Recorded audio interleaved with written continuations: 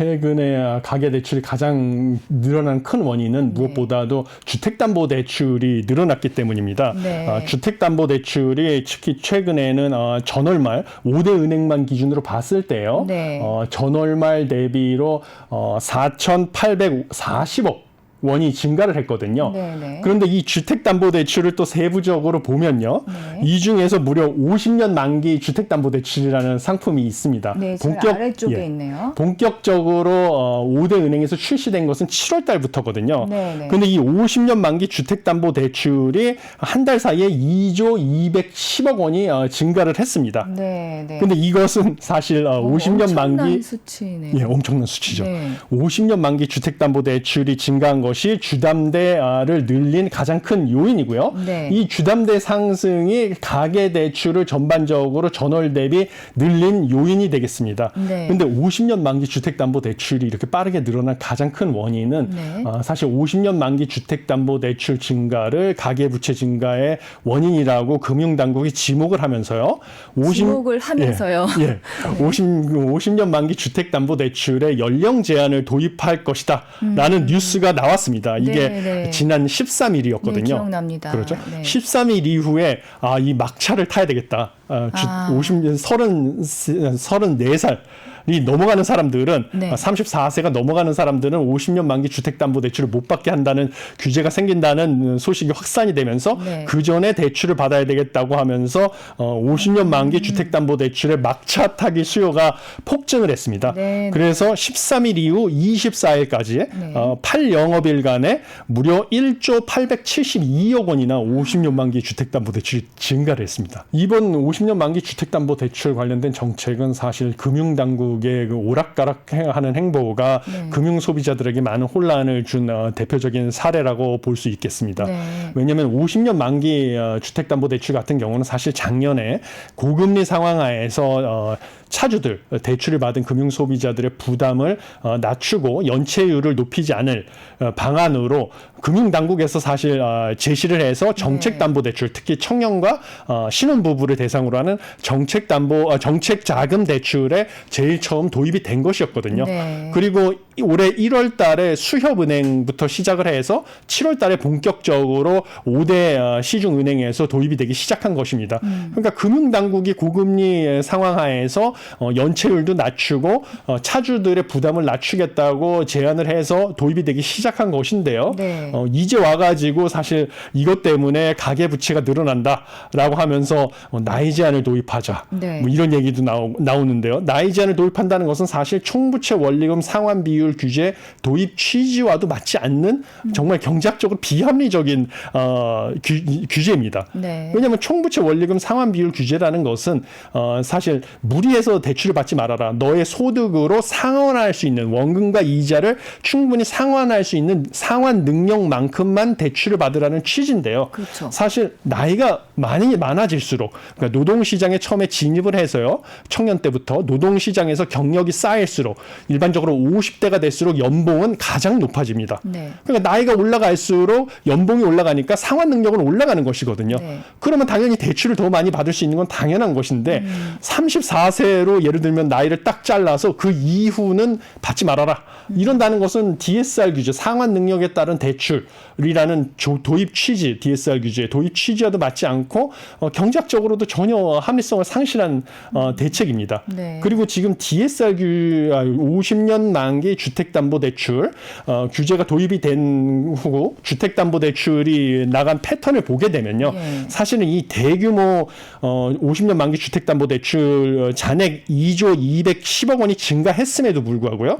실제 주택담보대출 잔액은 전월 말 대비 4,840억 원밖에 증가하지 않았습니다. 네, 네. 그것은 무엇이냐면 네. 상당수가 대환대출에 사용됐다는 거죠.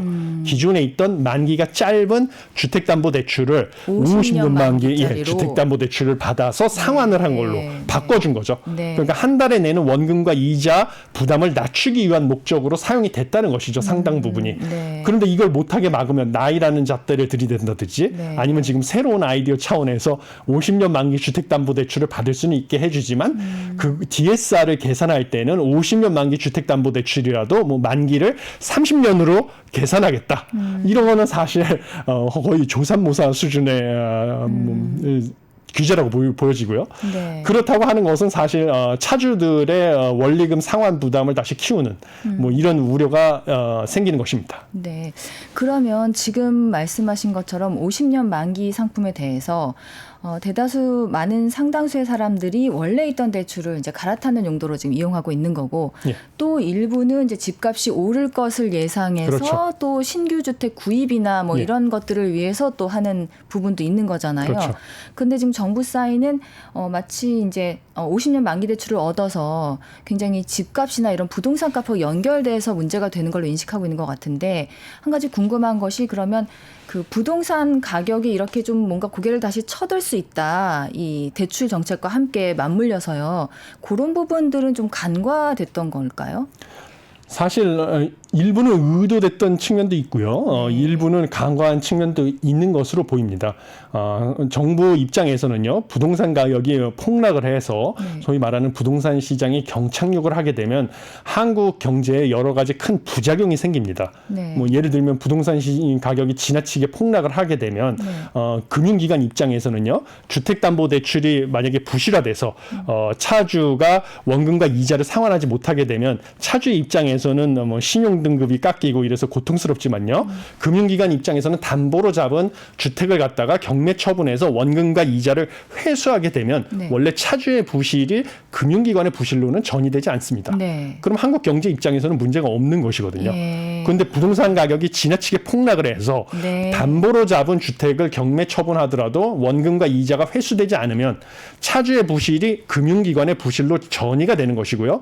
이런 식으로 금융기관의 부실화가 진행이 돼서 금융기관이 도산하는 지경에 이르면 이것은 말 그대로 한국 경제의 금융위기가 촉발되는 것이거든요. 네. 뿐만 아니라 부동산 시장이 지나치게 침체가 돼서 아파트 미분양이 늘어나면 부동산 프로젝트 파이낸스도 역시 차환 발행도 실패하고 부실화가 진행되면 부동산 프로젝트 파이낸스의 지급 보증을 했던 금융기관들 도산되고 네. 그다음에 건설회사 무너지고 네. 그러면 뭐 실업이 늘어나고 걷잡을 수 없는 한국 경제 위기가 발생하기 때문에 이런 상황을 막기 위해서 정부가 부동산 시장의 규제를 대거 해제를 했습니다. 그래서 뭐 다주택자에 대한 종합부동산세 중과세를 해제하고요. 네. 그다음에 규제 지역을 대거 풀어서 뭐 강남 3구와 용산구를 제외하고는 사실상 2주택을 보유하는 데는 큰 규제가 없어졌습니다. 네. 그거에 더해서 그렇다 보니까 사실 자산가들만 원래 그런 식으로 규제가 풀리면 자산가들만 집을 살 수가 있죠. 네. 그러니까 자산가가 아닌 사람들도 집을 살 길을 터줘야 되니까 대출 규제를 또 풀어주기 시작한 거죠. 네. 그래서 대표적으로 대출 규제를 풀어준 게 특례보금자리론이 되겠습니다. 네. 네. 그래서 소득과 상관없이 DSR 규제, 총부채 원리금 상환 비율 규제 예외 적용을 해줘가지고요. 네. 9억 원 이하의 주택을 구매하게 되면 네. 최대 5억 원까지 대출을 받을 수 있는 네. 그런 정책 자금 대출 상품을 출시했는데 네. 사실 이 특례보금자리론이라는 것이 지금 31조 1285억 원이나 대출 잔액이 증가를 했거든요, 올해. 네. 그래서 이것도 가계부채를 증가시킨 큰 요인 중에 하나고요. 또 다른 것이 DSR 규제 예외 적용을 한 것으로 제가 사실 도입 초기부터 저는 반대하는 의견을 여러 번 표시했는데요. 네. 역전세난이 우려가 되니까 네. 전세 보증금 반환 대출에 한해서 DSR 규제를 또 예외 적용을 해주겠다. 네, 네. 보증금 줘야 되는 분들한테. 그렇죠. 근데 이게 사실은 7월 말에 4대 은행 기준으로 이 대출 잔액만 5,300억 원이 증가를 했습니다. 네. 이런 식으로 DSR 규제를 자꾸 예외 적용을 해주니까요. 네. 이것이 주택담보대출 특히 이것이 증가하게 되는 또 다른 원인이 되고 또 부동산 가격 상승에 대한 기대는 점점 더 커지고 있는 것이죠.